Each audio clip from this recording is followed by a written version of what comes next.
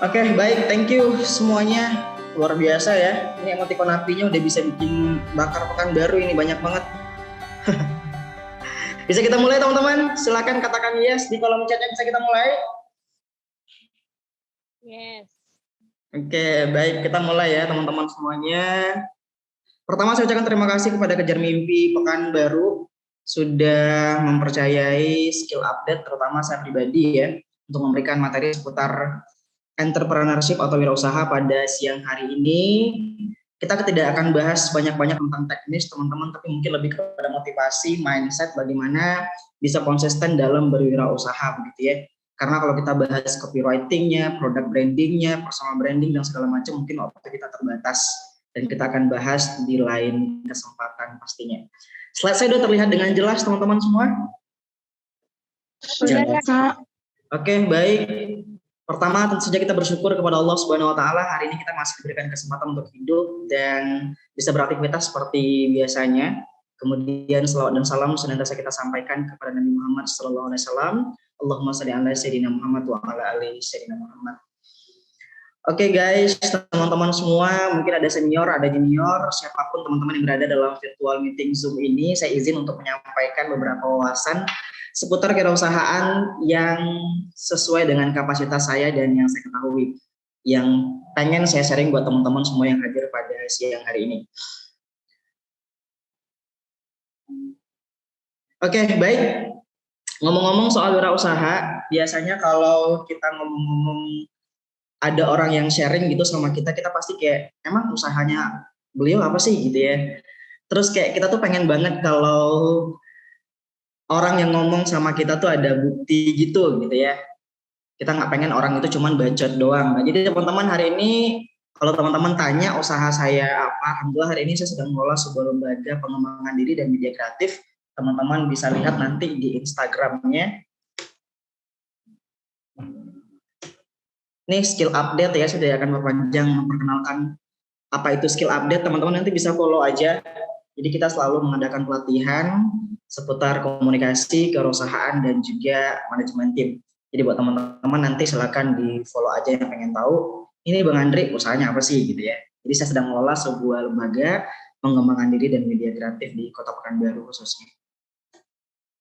Yang pengen follow Instagram pribadi saya juga boleh teman-teman ya, Andri Lainovar.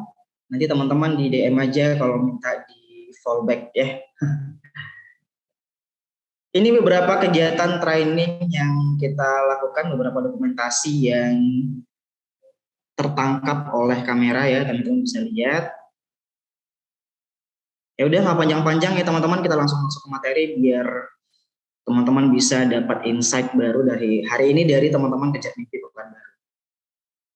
Oke teman-teman, kita mulai dari sebuah kutipan dari buku 7 Kesalahan Fatal Pengusaha Pemula yang ditulis oleh Dewa Eka Prayoga.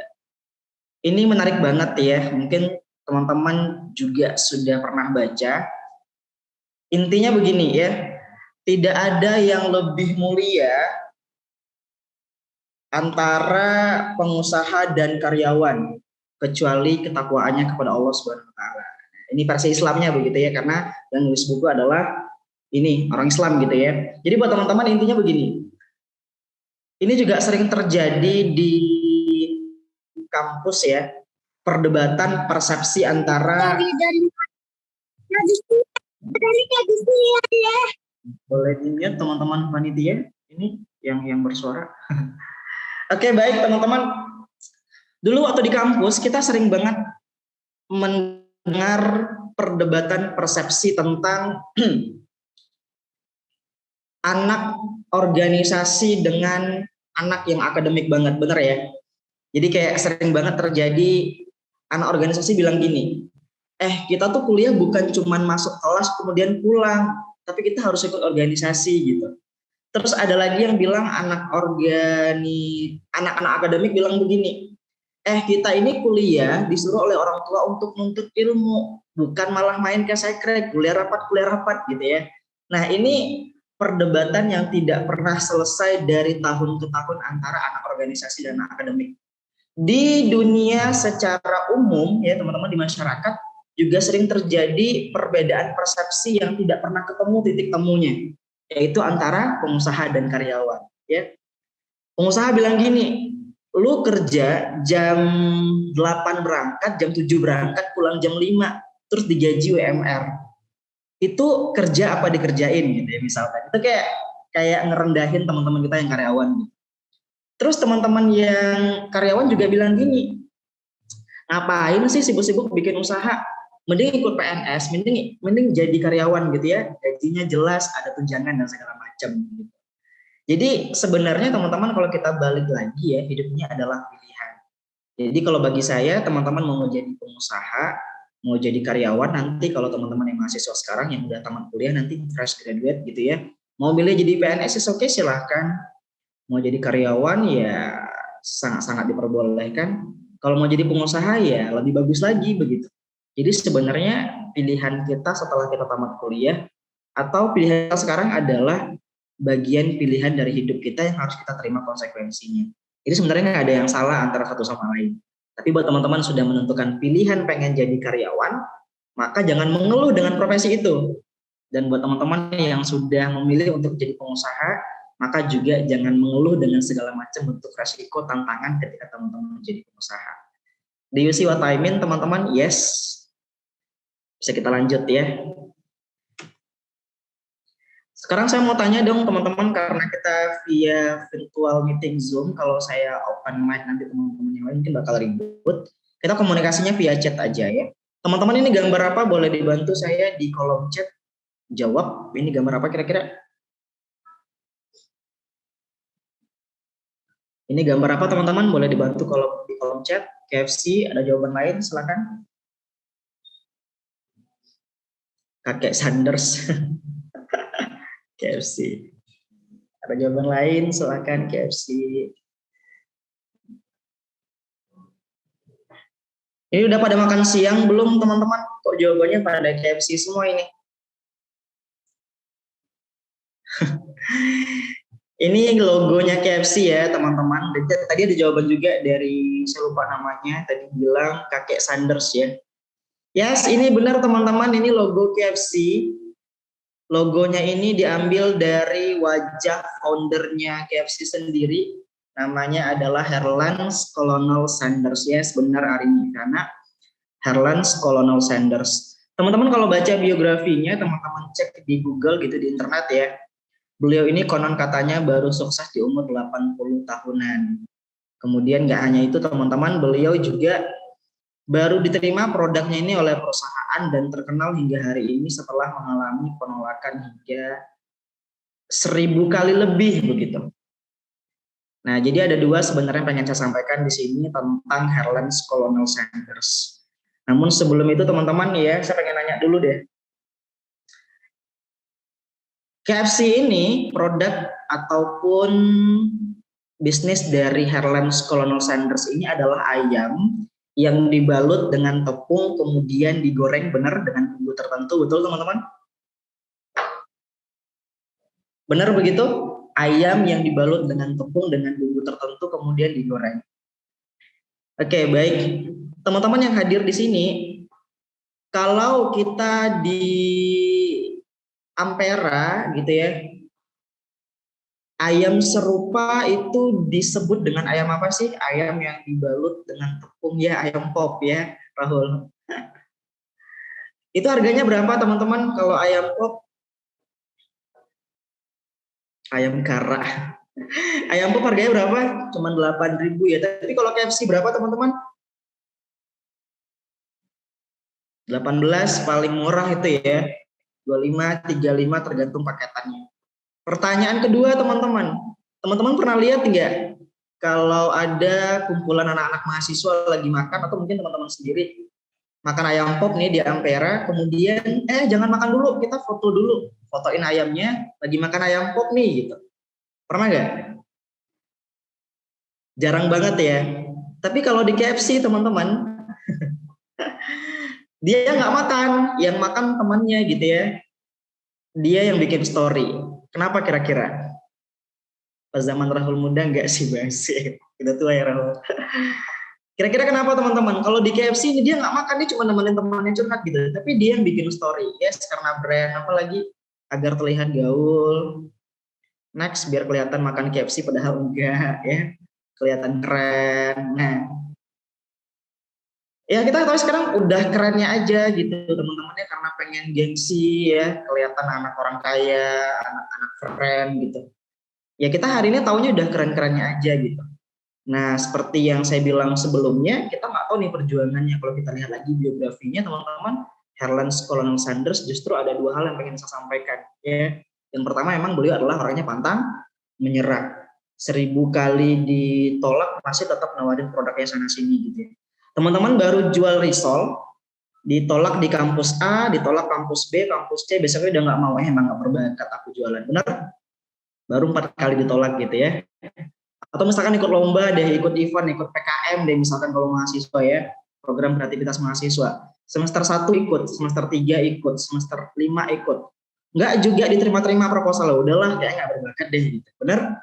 Kita baru 4-5 kali ditolak udah merasa kayak nggak berbakat gitu. Sementara Herlans Colonel Sanders dia yakin banget dengan mimpinya, bahkan 1000 sekian kali ditolak dia masih terus berjuang bagaimana produknya ini bisa diterima oleh masyarakat. Dan akhirnya ya sampai seperti sekarang, negara mana sih yang nggak ada KFC-nya gitu. Ya, di kota mana sih yang nggak ada KFC-nya gitu ya. Kemudian yang kedua teman-teman, yang ingin saya sampaikan adalah selain pantang menyerah, dikomunikasikan. Jadi teman-teman, saya sering banget lihat pengusaha-pengusaha pemula ya, teman-teman kita mahasiswa terutama kebanyakan yang baru-baru mulai usaha. Kalau lagi nungguin lapak, teman-teman pernah ini nggak, pernah mikir nggak atau pernah lihat temannya nggak? Kok rasanya pengen orang nggak ada belanja gitu? Karena kita lagi jualan ya, cuman kayaknya malas komunikasi sama orang gitu, terus kayaknya aneh aja rasanya gitu, nggak ada mental, nggak kuat buat jualan gitu. Karena kita lagi jualan, tapi kita pengen orang nggak datang ke lapak kita gitu. Saking mental kita tuh nggak kuatnya buat berkomunikasi dengan calon customer kita. Padahal yang kedua setelah kita benar-benar mati-matian berjuang untuk mimpi kita, yang paling penting dari berusaha ke depan adalah mau nggak mau teman-teman promosi. Bagaimana kita bisa mengkomunikasikan produk kita kepada orang lain. Teman-teman saya mau nanya dong sebelum kita lanjut, apapun makanannya, minumannya apa?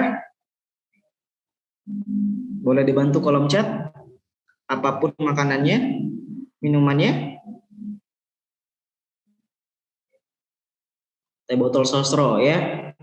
Indomie, coba lanjutin teman-teman. Indomie, seleraku. Teman-teman kalau orang Pekanbaru, pasti kayak banyak orang Pekanbaru nih di sini ya. Itu kalau minjem motor nggak minjem motor teman-teman, tapi minjem apa?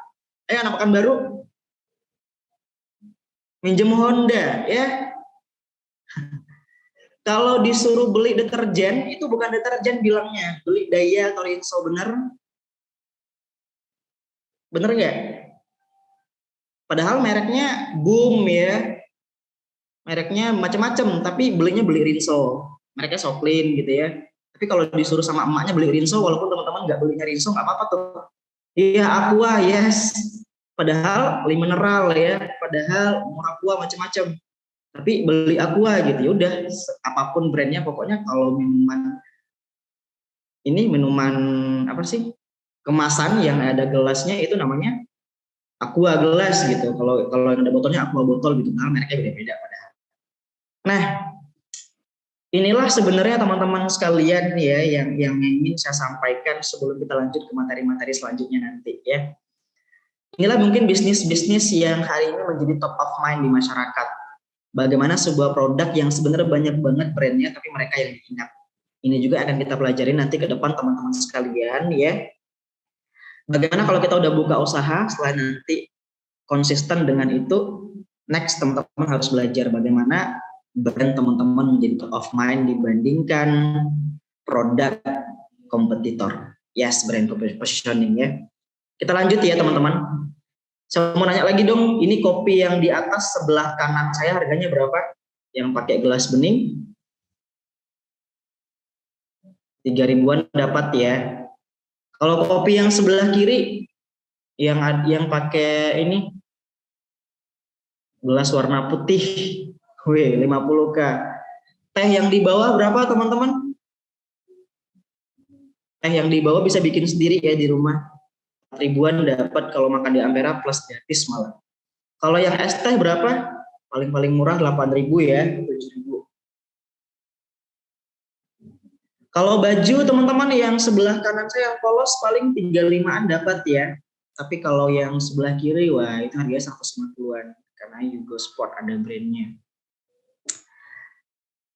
Ya, lagi-lagi saya sampaikan teman-teman, next ke depan teman-teman harus belajar kalau memang pengen berwirausaha dan konsisten di situ, bagaimana usaha teman-teman, brand teman-teman menjadi top of mind. Ini PR selanjutnya sih sebenarnya. Kita mulai teman-teman, segala sesuatu bermula dari pikiran.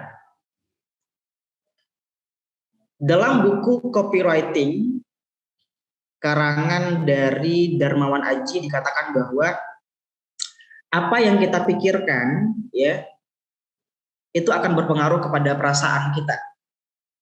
Apa yang kita rasakan akan berpengaruh kepada perilaku kita. Sekarang teman-teman coba deh ingat lagi mantannya. Perasaan apa yang timbul yang punya mantan ya? Kalau teman-teman punya kenangan yang indah, pasti yang muncul adalah perasaan yang senang, perasaan rindu. Nggak ada mantan bang, oke baik. Ingat teman, sahabat deh, sahabat dekatnya. Terus perilaku yang muncul apa setelah rindu? Mungkin stalking IG-nya, mungkin bakalan chat ya. Kalau sebaliknya diminta untuk memikirkan orang yang teman-teman kesal, maka perasaan yang muncul adalah kesal, kecewa gitu ya. Dan perilaku yang muncul adalah mungkin bisa aja cek Instagramnya udah diblokir apa belum ya gitu. Kalau belum kayak diblokir deh gitu. Yes, jadi dimulai teman-teman pertama itu pikiran, perasaan, perilaku. Jadi ngomong-ngomong soal wirausaha, ngomong-ngomong soal bisnis entrepreneur ya. Pertama kali yang teman-teman harus tanamkan dulu adalah mindset wirausahanya. Ya, banyak teman-teman orang yang punya modal ya, dimodalin oleh orang tuanya, dimodalin oleh keluarga dekatnya, sekian juta habis begitu saja. Kenapa? Karena belum ada mindset wirausaha dalam dirinya.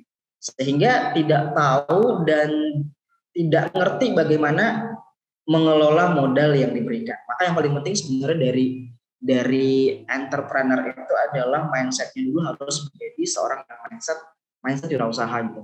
Salah satu mindset wirausaha adalah pantang menyerah seperti Herlens Colonel Sanders tadi.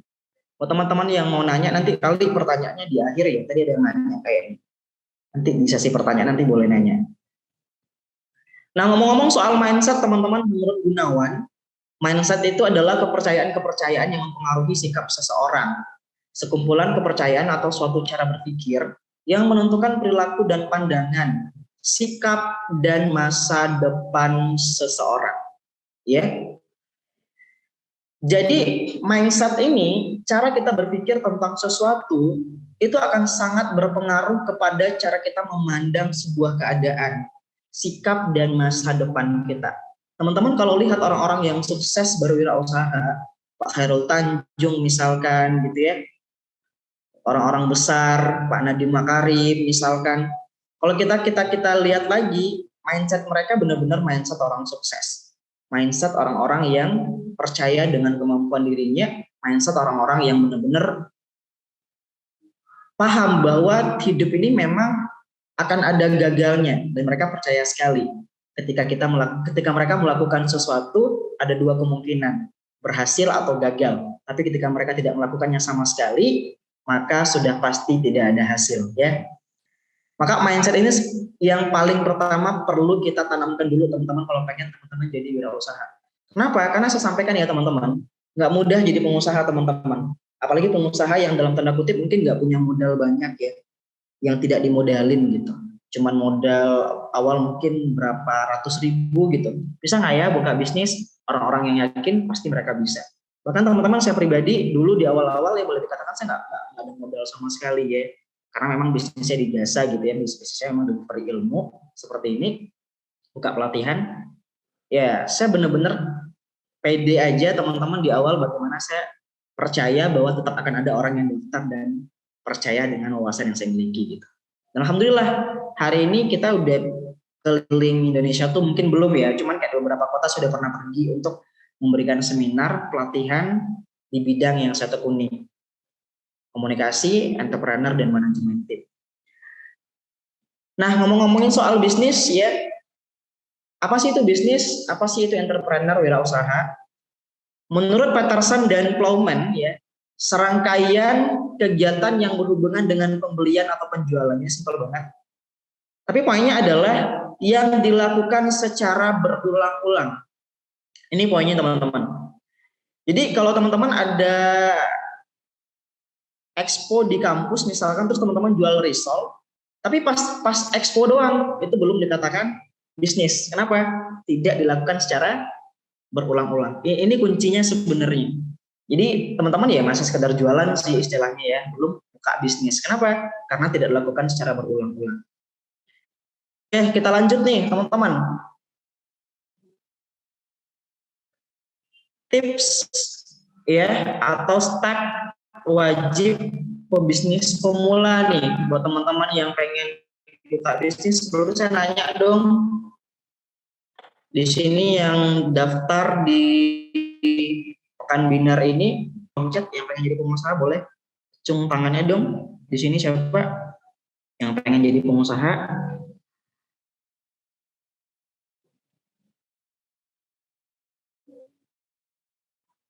Wah banyak ya.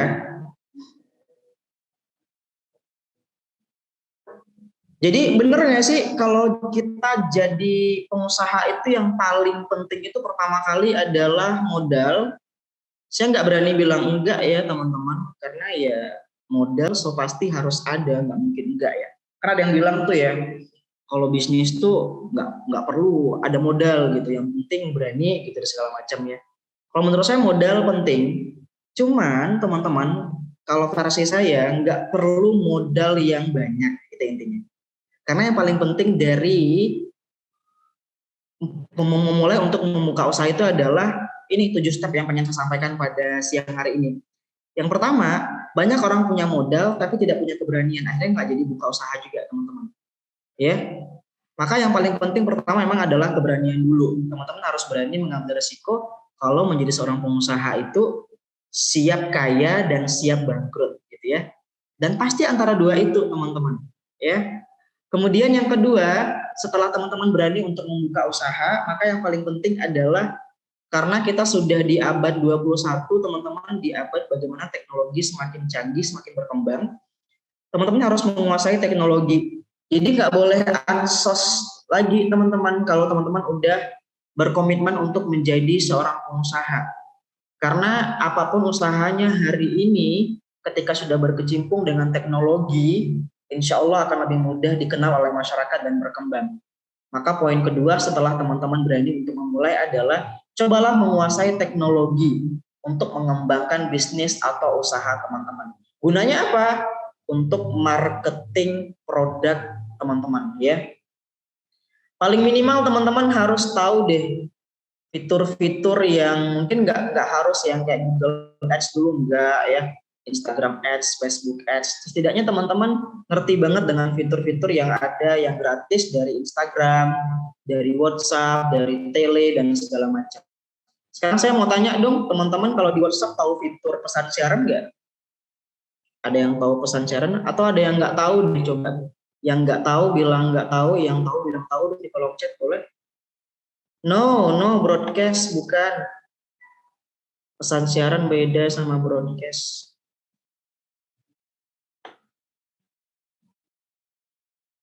Ada yang nggak tahu ya. Nah, sebenarnya teman-teman ini salah satu fitur yang luar biasa banget di WhatsApp ya.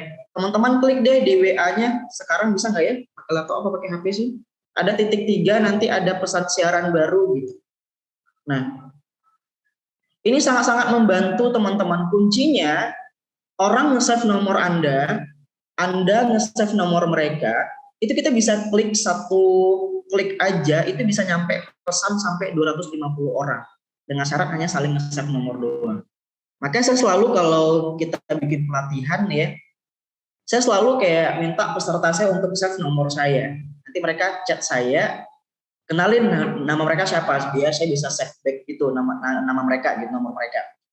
Dan kapan-kapan kalau saya bikin story ya mereka bisa lihat story saya. Dan paling menarik adalah kapan-kapan saya punya pelatihan yang mungkin harga promo gitu ya, saya bisa sekali klik bisa nyampe ke 250 orang sekaligus karena mereka udah saling save nomor. Mereka save nomor saya save nomor mereka gitu. Jadi nggak perlu lagi yang broadcast kayak terbatas cuma 5 orang gitu ya, teruskan lagi. Terus kalau kita broadcast itu kan ada tulisan teruskan, benar kan jelek banget ya kalau kalau kita promosi ada tulisan teruskannya gitu, kayak nggak nggak niat banget buat nge-share gitu, ada nampak kelihatan tulisan teruskannya. Tapi kalau kita pakai pesan siaran teman-teman, tulisan teruskannya itu nggak kelihatan ya. Jadi benar-benar kita kayak PC banget. Jadi simpelnya begini, kita jadi pengusaha itu emang harus kreatif. Jadi kalau saya promosi, misalkan saya kasih tipsnya, kan di kontak WA kita tuh pasti ada beberapa orang kita panggil abang, bener? Nanti awalan kontaknya itu pasti bang inilah, bang itulah, bener ya teman-teman? Kemudian nanti ada yang kita panggil kakak gitu ya. Pasti awal kontak nomor WA itu kita simpan dengan sebutan kakak dulu, baru nama mereka. Ada yang ante, ada yang macam-macam, ada yang bapak gitu. Biasanya saya kelompokin, yang panggil kakak saya jadikan satu grup pesan siaran, yang saya panggil abang saya jadikan satu grup pesan siaran, yang ante saya jadikan satu grup pesan siaran. Nanti kalau saya ngechat pagi ante, jadi kayak PC banget gitu. Nah, sesimpel itu teman-teman, kalau kita menguasai teknologi sangat membantu sekali bagaimana kita bisa promosi dan mengembangkan usaha kita. So, kuasai teknologi mulai dari yang kecil-kecil dulu, fitur-fitur gratis dulu. Kalau udah jago, yuk kita pindah ke Google Ads, Instagram Ads, main YouTube dan sebagainya untuk mengembangkan usaha kita lebih lanjut lagi. Do you see what I mean? Paham teman-teman maksud saya?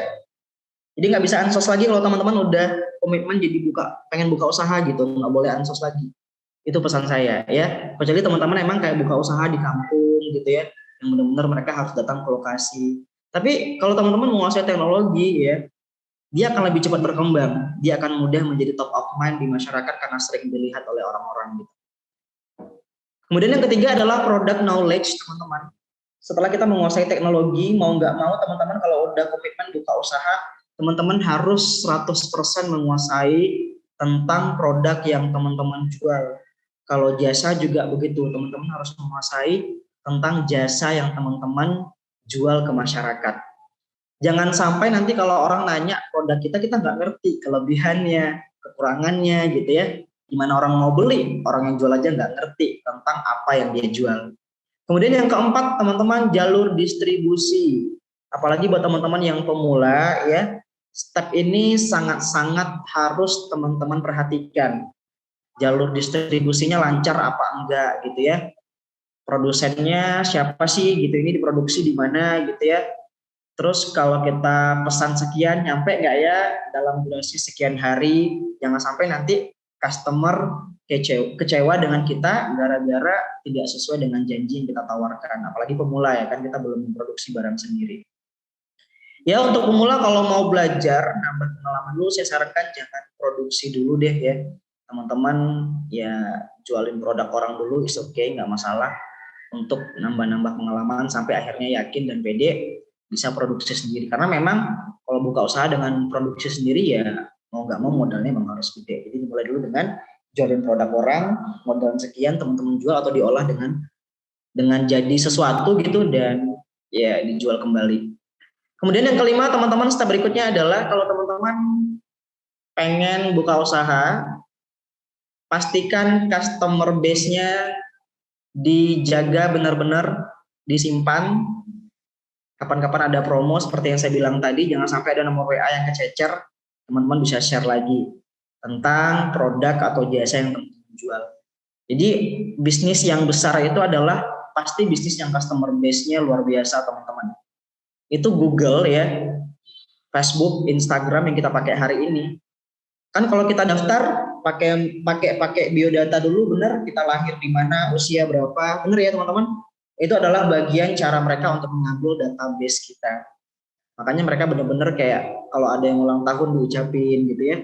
Jadi teman-teman kalau ada yang ulang tahun sekarang nggak usah sedih, Facebook bisa ngucapin ya. Kalau nggak ada yang ngucapin sama sekali, Instagram kadang ngucapin gitu.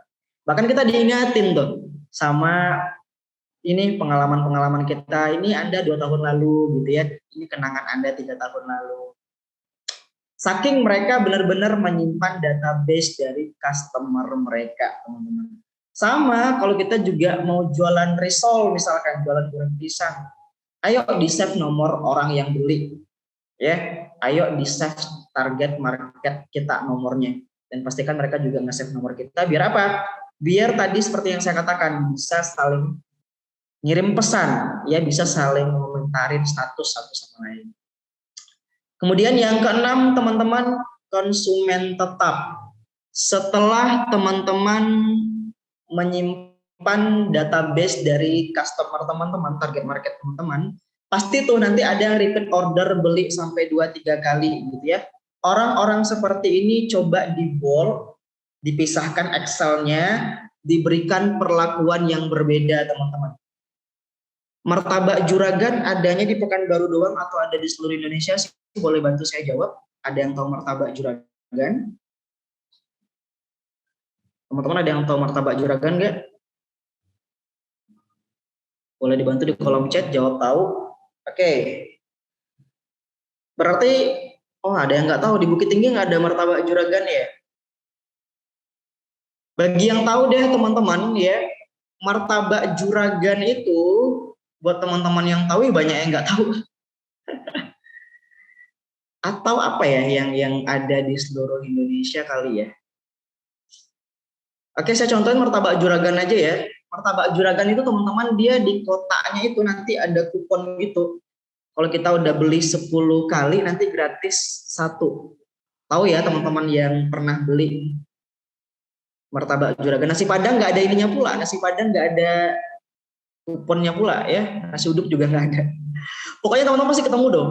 Teman-teman kita yang ini yang punya usaha, terus nanti ada kupon kalau udah beli sampai repeat order 10 kali gitu, martabak Rizky ya 5 kupon dapat 1 gitu ya. Gratis nanti. Nah, ini salah satu bagian cara mereka menjaga konsumen tetap, teman-teman. Jadi saya selalu bilang, kalau ada ya di tim saya nih, kalau ada orang yang ikut pelatihan kita sampai 2-3 kali, please ketika dia pengen ikut yang kelima, jangan suruh bayar, kasih gratis.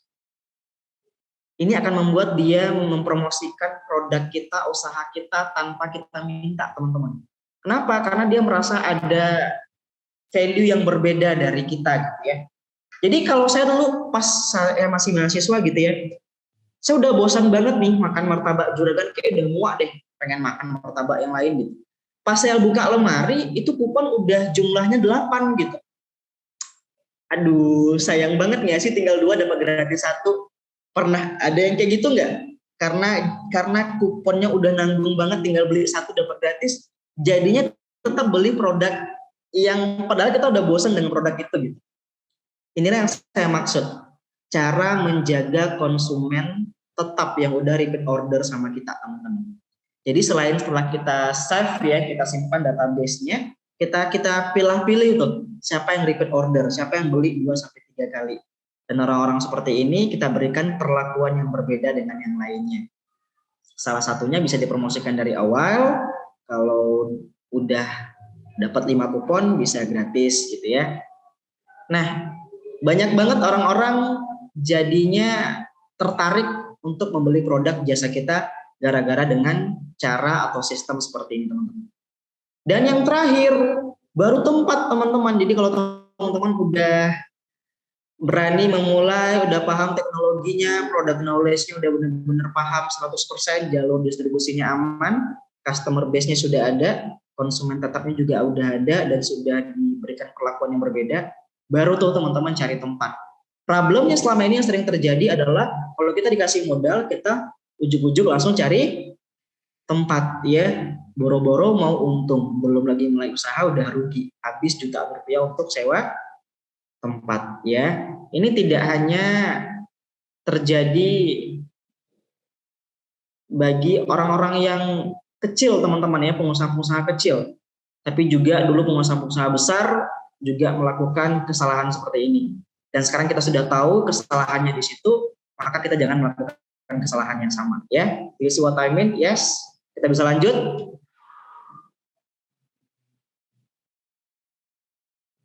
Nah, Ini ada tips sukses untuk berwirausaha teman-teman. Setelah kita berani untuk memulai, maka pastikan ketika teman-teman buka usaha itu pertama niatkan untuk membantu orang banyak. Ya, secara sosialnya kita hadir memberikan solusi untuk masyarakat. Maka kalau bisnis kita hadir menjadi sebuah solusi, dia akan laris di masyarakat. Ini poin pentingnya. Jadi jangan ikut bisnis yang lagi tren, ya. Teman-teman tahu Odadik nggak? Pernah viral tahun berapa? Beberapa waktu lalu tahu Odadik? Ada yang tahu Odading, teman-teman? Videonya di mana-mana, di TikTok, di Instagram, ya. Sekarang kemana Odading? Ya, udah nggak muncul lagi. Es Kepal Milo tahu nggak? Es Kepal Milo? Es Kepal Milo. Ada yang tahu Pokat Kocok? Ya, ini salah satu bisnis. Kalau Pokat Kocok masih ada ya. Tapi berbeda sekali dengan Cappuccino Cincau, teman-teman. Sampai hari ini dia masih eksis, benar ya? Cappuccino Cincau sampai hari ini dia masih eksis. Karena Cappuccino Cincau dia tidak bisnis ikut tren, tapi memang dia yang menciptakannya di awal gitu. Ya. Jadi pastikan kalau teman-teman buka usaha, niatkan untuk membantu orang banyak dulu awalnya. Intinya adalah bisnis kita itu menjadi solusi dari permasalahan yang ada gitu. Jangan ikut tren, jangan pengen dapat untung, dapat cuan banyak dulu. Kalau udah ngebantu orang, sudah menjadi solusi dari sebuah masalah, insya Allah dicari-cari orang. Itu poin penting. Kemudian yang kedua, apalagi untuk pemula, teman-teman jangan mengambil untung terlalu banyak ya. Ambillah keuntungan yang wajar. Nggak apa-apa sedikit-sedikit, tapi kali banyak gitu. Tapi banyak yang beli walaupun sedikit, lama-lama juga jadi bukit ya. Kemudian tidak menebar janji yang berlebihan. Ya, ini produknya dari luar negeri, rupanya dari Bogor gitu ya. Ini produknya dari Jepang nih, rupanya dari Selat Panjang, dari Provinsi Riau gitu. Nah, ini nggak boleh teman-teman. Kita harus benar-benar sampaikan apa adanya dari produk kita gitu ya, dari jasa kita. Tidak hanya di produk, saya juga sering lihat di berbagai bentuk lembaga pelatihan ya. Mereka tulis di bionya kayak pelatihan terbaik di Indonesia gitu ya, pelatihan terbaik di Provinsi Riau misalkan ya.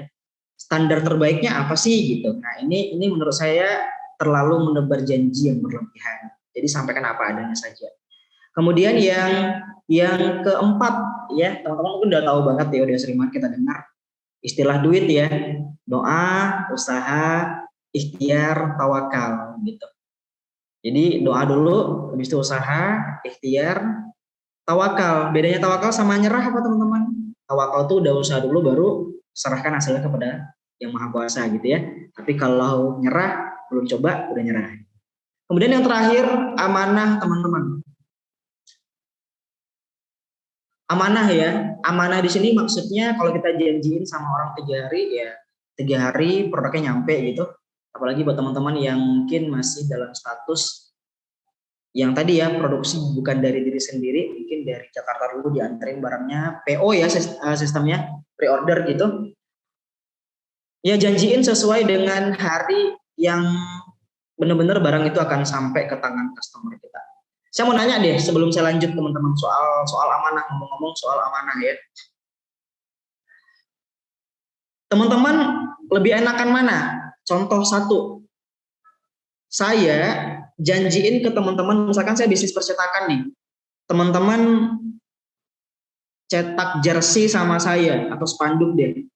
Saya janjikan siapnya hari Selasa. Ya, saya janjikan siapnya hari Selasa, teman-teman pesan sekitar puluhan produk misalkan. Pesan teman-teman hari Sabtu sekarang, saya janjikan hari Selasa. Tapi siapnya Rabu. Oke, saya ulang, saya janjikan siapnya hari Selasa, tapi benar-benar jadinya hari Rabu baru datang barangnya ke teman-teman. Sementara contoh yang kedua, saya janjikan Kamis, tapi datangnya Rabu. Kira-kira mana yang lebih enak teman-teman? Kalau teman-teman nanti disuruh untuk order lagi ke depan, teman-teman order yang mana? Yang pertama apa yang kedua? Pertanyaan saya, siapnya sama-sama dalam durasi 3 hari nggak dari Sabtu ke Rabu? Bener ya? Kalau kita berbicara soal fakta yang terjadi, padahal siapnya sama-sama hari Rabu. Tapi persepsi yang muncul ketika saya bilang siapnya Selasa, datangnya Rabu, saya nggak amanah. Saya nggak menepati janji apa yang saya sebutkan, benar ya. Tapi ketika saya janjikan hari Kamis, siapnya hari Rabu, wah gila, keren banget ini owner bisnisnya, ya keren banget brandnya. Dijanjiin hari Kamis, siapnya hari Rabu. Padahal kalau kita lihat-lihat lagi, toh siapnya sama-sama hari Rabu, pesannya sama-sama hari Sabtu. Tapi ke depan ketika teman-teman disuruh order lagi, teman-teman pasti memilih owner atau bisnis yang menjanjikan hari Kamis, siapnya hari Rabu. Ini banyak banget ya saya temukan di teman-teman yang buka bisnis, yang saya juga pesan jasa mereka. Kadang bilangnya minggu depan, tiba-tiba udah siap sebelum dijanjiin gitu. Wah luar biasa, rasanya tuh kayak gila, ini keren banget gitu. Padahal memang siapnya hari Rabu gitu ya. Mereka udah estimasi siapnya hari Rabu, tapi dijanjiin hari Kamis agar apa? Terlihat nanti mereka sangat-sangat prioritas untuk Anda. Disiapkan sebelum yang dijanjikan. Teman-teman paham ya maksudnya ya? Jadi harus amanah teman-teman. Next. Yuk mulai bisnis dari nol ya. Pertama teman-teman kalau udah komitmen pengen buka usaha, udah komitmen kayaknya aku nggak jadi karyawan deh, kayaknya aku tamat kuliah bakal buka usaha. Atau dari sekarang saya bakal buka usaha sampai nanti saya tamat kuliah, saya akan dalemin usaha ini. Mau nggak mau teman-teman harus siapkan modal, finansial, waktu, dan tenaga harus lebih dari teman-teman yang lain. Kalau teman-teman Anda hari ini nongkrong sana sini, ngopi sana sini, oke anak nggak apa-apa juga ngopi, tapi ngopinya ngopi produktif gitu. Ngopinya ngomongin saham gitu ya. Ngopinya ngomongin produk branding, ngopinya ngomongin copywriting, ngopinya ngomongin produk branding, brand positioning, dan segala macam. Ya, terus kalau teman-teman Anda mungkin tidurnya jam 10 malam udah tidur gitu ya, ya teman-teman harus rela mengorbankan 1-2 jam untuk belajar lebih banyak, mungkin tidur lebih telat dan bangun lebih cepat. Kalau teman-teman Anda mungkin habis kuliah pulang ngerjain tugas, teman-teman harus bagi waktu bagaimana habis ngerjain tugas harus ngerjain bisnisnya ya. Siapkan modal tersebut, finansial, waktu, dan tenaga. Kalau teman-teman yang lain mungkin diberikan uang jajan 1,5 juta per bulan oleh orang tuanya, teman-teman harus sisipkan mungkin 300.000 per bulan, 400.000 untuk modal usaha. Sehingga nanti ke depan usaha teman-teman makin berkembang. Yang kedua, kelola keuangan teman-teman yang paling sulit sebenarnya saya pribadi pun juga sampai hari ini masih kacau banget ya.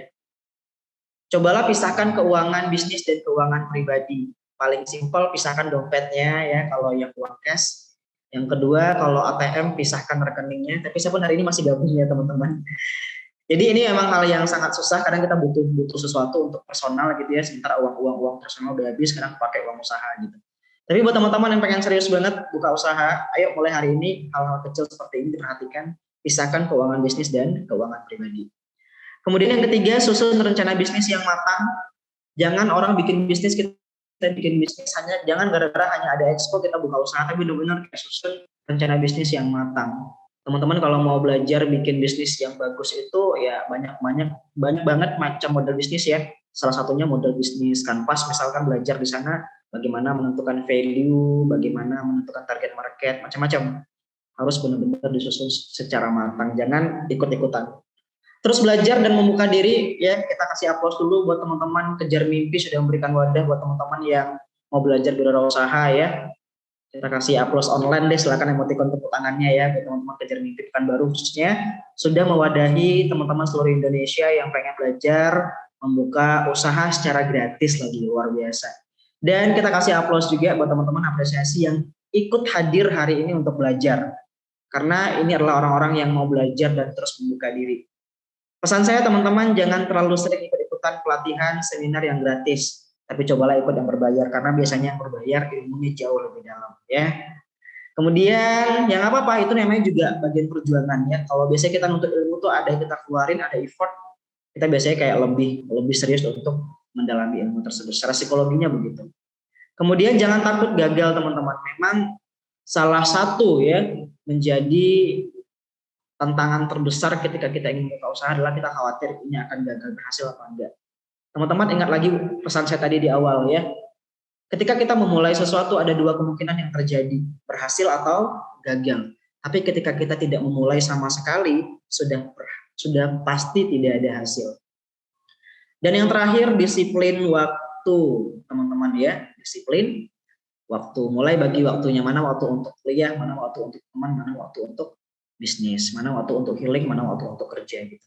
Oh ya, saya lupa tadi ya, di awal pastikan sebelum siapkan modal tadi, tentukan dulu produk atau jasa yang kamu jual dan konsisten di sana. Oke, kita lanjut teman-teman semua. Ngomong-ngomong soal usaha, biasanya kalau teman-teman ikut seminar motivasi tentang berwirausaha pasti yang dikasih anak-anaknya aja ya. Jadi kayak kalau udah keluar dari seminar kayak bisa nih sukses nih gitu. Habis itu minta modal sama orang tua tiba-tiba bangkrut. Jadi kayak apa sih kok nggak sama seperti ini sampein motivatornya gitu.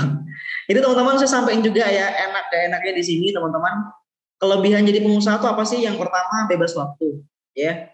Jadi saya bebas teman-teman, mau saya tidur jam berapa, bangun jam berapa, nggak ada yang marah ya. Kemudian tidak terikat karena tidak ada atasan, tidak ada orang yang mengikat kita, tidak ada waktu yang mengikat kita. Kalau teman-teman sukses di bisnis teman-teman, teman-teman bakal financial freedom, bisa jalan-jalan dan bisnis tetap jalan. Ya, teman-teman dapat menginvestasikan uang teman-teman ke saham gitu ya, dan bisa mewariskan ke keturunan teman-teman nanti ke depan. Kalau sukses bakal jadi inspirator bagi orang lain. Nama teman-teman bakal disebut-sebut oleh orang-orang. Nama teman-teman bakal jadi inspirasi bagi orang lain untuk mencapai target impian mereka. Tuh, lihat tuh si Syahvalia tuh udah sukses tuh, udah beli mobil sekarang gitu ya. Pokok nama Anda disebut-sebut tuh. Kalau kita sukses di bisnis, kita sebagaimana kita menyebut hari ini Pak Tum Desemwaringin ya, Mbak Najwa Shihab misalkan, Pak Khairul Tanjung, Putri Tanjung, dan sebagainya. Ngomong-ngomong soal kelebihan teman-teman ya, karena bebas waktu teman-teman, akhirnya menunda-nunda. Ini kekurangannya. Kemudian karena tidak terikat, akhirnya tidak terorganisir dengan baik. Kalau nggak financial freedom ya bangkrut ya. Kalau nggak bisa investasi hidup pas-pasan makan telur dadar ya. Ya harus sabar-sabar. Kemudian kalau nggak jadi inspirator ya bakal jadi cibiran dan cemooh orang lain. Kemudian teman-teman, ini ada langkah merubah hidup kamu menjadi pengusaha sukses dalam 1 tahun. Kalau memang serius, cobalah mulai hari ini jauhkan orang-orang toksik.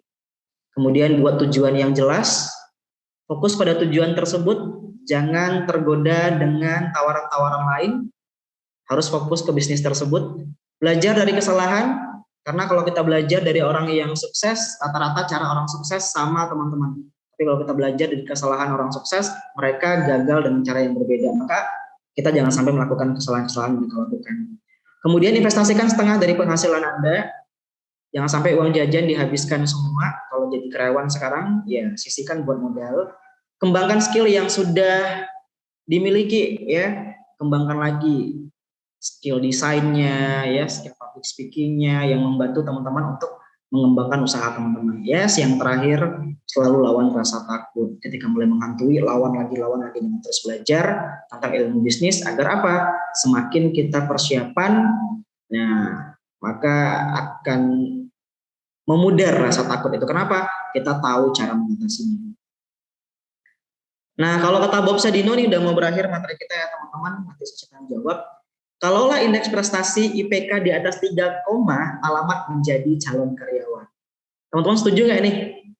Kayaknya banyak yang ini nih, banyak yang nggak setuju ya, nggak bisa gitu dong gitu ya. Jadi sebenarnya ini hanya lelucon teman-teman ya. Karena kalau Anda IPK-nya 3, kalau Anda ngelamar di perusahaan pasti diterima. Tapi kalau yang IPK-nya di bawah 3 biasanya susah diterima. Akhirnya udah aku buka usaha aja gitu ya. Itu maksudnya. Jadi ini bukan berarti kalau teman-teman IPK-nya 3, wah ini jadi karyawan nggak gitu ya. Ini cuma lelucon teman-teman. Karena kalau Anda IPK-nya tinggi ya otomatis diterima gitu, Anda kerja gitu. Tapi kalau IPK-nya rendah biasanya susah diterimanya. Akhirnya buka usaha. Tapi teman-teman yang pinter, yang IPK-nya tinggi, kalau buka usaha saya yakin banget ya pasti lebih maju dan berkembang usahanya. Kenapa? Karena dari segi akademik, wawasan teman-teman cerdas gitu. Nah, ini teman-teman sebelum terakhir kita tutup materi kita. Nih kalau karyawan akhir bulan begini nih ya, udah habis uangnya, udah bingung ya, mulai makan bakso, sate ya. miso, Indomie maksudnya ya, Indomie rasa soto, bakso, miso gitu. Kemudian kalau pengusaha tidak mengenal awal dan akhir bulan, ya semuanya sama saja. Kalau nggak sama-sama happy, sama-sama menderita setiap bulannya gitu ya. Pokoknya dia tidak mengenal awal dan akhir bulan. Kemudian kalau karyawan diatur orang lain, ya siap-siap untuk dibentak orang. Kalau pengusaha tidak ada yang mengatur, bahkan bisa mengatur orang lain jika perusahaan sudah besar Anda jadi CEO atau leadernya gitu. Kemudian kalau Idul Fitri, Idul Adha, teman-teman ya jangan harap berlama-lama di kampung halaman berkumpul dengan keluarga kalau jadi karyawan. Saya punya teman kerja di Chevron dulunya.